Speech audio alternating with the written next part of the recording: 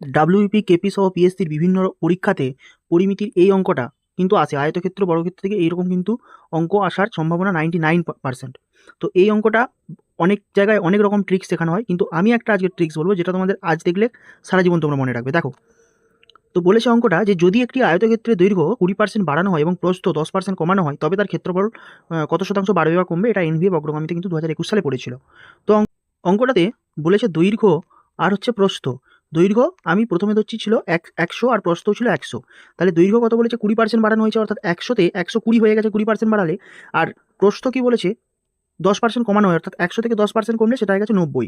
তাহলে আমি যদি এর ক্ষেত্রফল যোগ করি, অর্থাৎ আয়তক্ষেত্রের ক্ষেত্রফল কি হয় দৈর্ঘ্য ইন্টু প্রস্থ, তাহলে এটা কি ছিল একের গায়ে 4টে শূন্য, আর এখানে কি হয়েছে 9 108, 108-এর গায়ে 2টো শূন্য।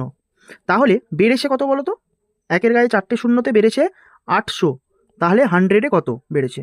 এবারে কাটাকাটি করলে অ্যান্সার, 2 শূন্য কেটে গেল, এখানে 2 শূন্য কেটে গেল, অর্থাৎ 8% কিন্তু বাড়ছে। এটাই হচ্ছে অ্যান্সার, তাহলে বিয়ের উত্তরটা সঠিক। এইরকমই আর একটা অঙ্ক, সেম অঙ্ক, একটি আয়তক্ষেত্রের দৈর্ঘ্য 15% বাড়লে প্রস্থ 15% কমলে তার ক্ষেত্রফল শতকরা কি পরিবর্তন হবে। এইটা তোমরা কমেন্টে এক্ষুনি জানাও, এক্ষুনি অঙ্কটা করে জানাও, তাহলে কিন্তু অঙ্কটা সারা জীবনে ভুলবে না। চ্যানেলে নতুন হলে অবশ্যই চ্যানেলটা সাবস্ক্রাইব করবে এবং ধ্রুবতারা এডুকেটের পাশে থাকবে। ধন্যবাদ।